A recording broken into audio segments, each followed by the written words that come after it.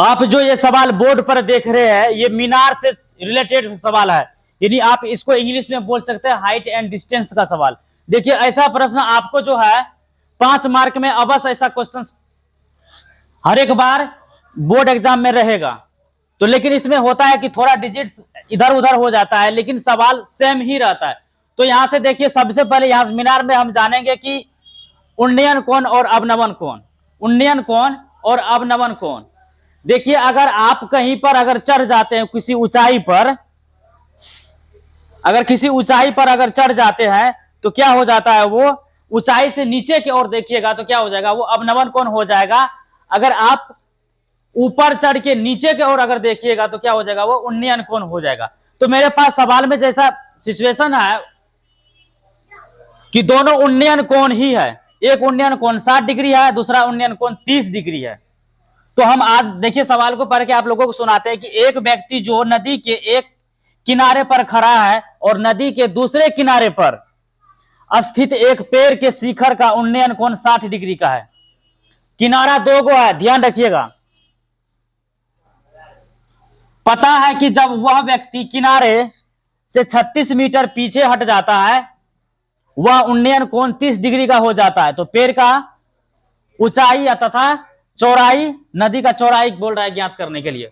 तो सबसे पहले हम देखिए एक नदी है, ये क्या है, एक नदी है, ये नदी है। इस नदी में एगो पेड़ है, यहां से इसको इससे मिला दीजिए। देखिए इसका उन्नयन कोण कितना है, 60 डिग्री का है। तो इसको मान लेते हैं हम 60 डिग्री, क्योंकि ऊपर से देख रहा है। अब इसका बोल रहा है ऊंचाई ज्ञात करने के लिए। सबसे पहले क्या करते हैं, इसका ऊंचाई हम ज्ञात कर लेते हैं। ये x है,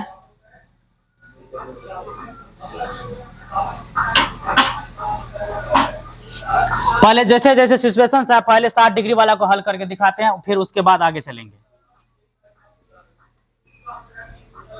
देखिए मेरा त्रिभुज बन के तैयार हो गया। अब देखिए ये आधार है, तो ये लंब है, ये आधार है, ये कर्ण है। तो देखिए पहले 60 डिग्री में हम चलेंगे तो यहां पर लंब भी है और आधार भी है। तो ऐसा फार्मूला कौन सा, साइन का होता है कि टेन का होता है कि कोस का? तो ऐसा फार्मूला हमारे पास टेन का होता है। ऐसा फार्मूला टेन में ही होता है कि लंब बटे आधार। तो यहां से हम चलेंगे कि त्रिभुज, समकोण त्रिभुज लिखेंगे, समकोण, समकोण त्रिभुज ए बी सी में। चलिए समकोण त्रिभुज एबीसी में इधर थोड़ा स्पेस कम हो जाता है। देखिए यहां से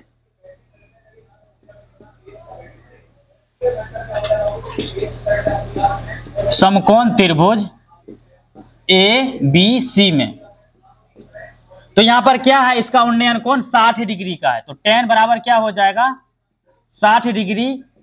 अब देखिए यहां पर क्या है, एच है और एक्स है, ये लंब है, ये आधार है। तो क्या हो जाएगा, ये एच बटा एक्स हो जाएगा।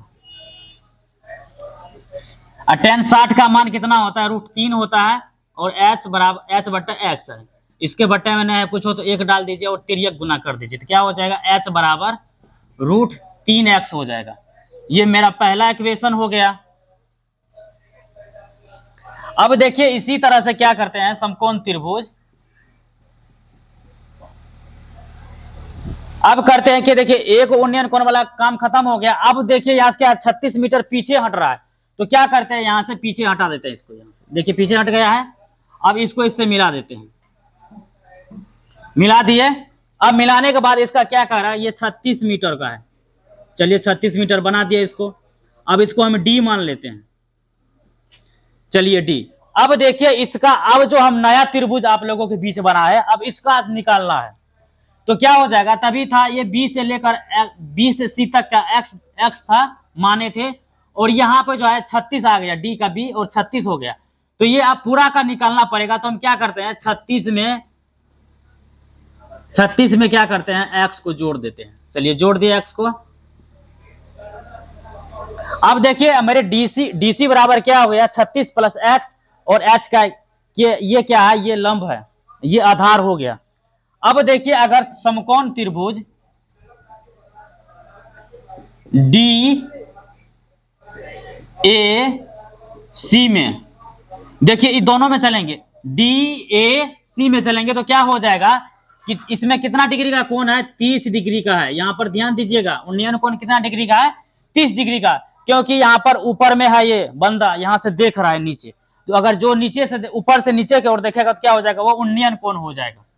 तो यहां से क्या करेंगे, tan 30 डिग्री कर देंगे, और यहां पर क्या है, एच है, और इसका अभी क्या लिखा लेते 36 प्लस में एक्स, इसका मान क्या होता है, tan 30 का 1/√3, ये क्या है, h/36 प्लस में एक्स।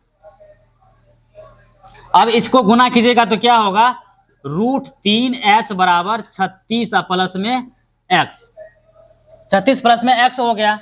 अब देखिए इसको दूसरा समीकरण मान लीजिए। अब क्या करते हैं, इस समीकरण का मान अगर हम पहले वाले समीकरण में रख देंगे तो क्या हो जाएगा, मेरा हल हो जाएगा।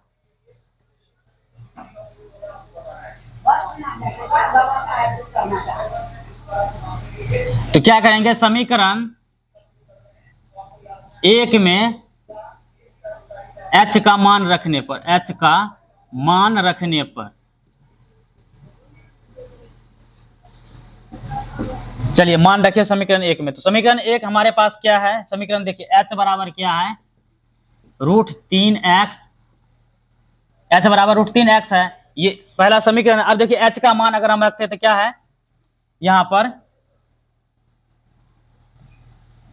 36 प्लस में x है, 36 प्लस में x। अब इसके बराबर में क्या है कि √3x है, यहां पर देखिए ध्यान से। अब देखिए इधर से क्या है, h का मान रखते तो यहां पर 3√3 है।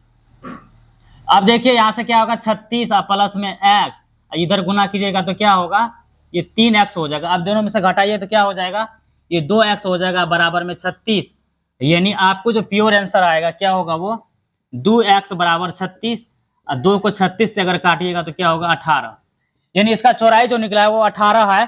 अब देखिए इसका ऊंचाई बोल रहा था, ऊंचाई भी ज्ञात करने के लिए, तो ऊंचाई क्या हो जाएगा, अगर मेरे पास h बराबर क्या था, √3x, अब देखिए मेरे पास x बराबर क्या निकला है 18, तो h बराबर 18 निकला है, तो क्या करेंगे, √3 गुना को 18 कर देंगे तो क्या हो जाएगा, ये h बराबर 18 √3 आ जाएगा। ये ऊंचाई हुआ, ये क्या हो गया, इसका चौड़ाई हो गया। अब देखिए दोनों आंसर, ये ऐसा सवाल आपको 5 मार्क, ऐसा अगर हल करते हैं तो 5 मार्क आपको अवश्य मिलेगा। तो इसी तरह से सवाल को देखिए और हल कीजिए, ये दीर्घ उत्तरीय प्रश्न है। मिलते हैं नेक्स्ट सवाल में।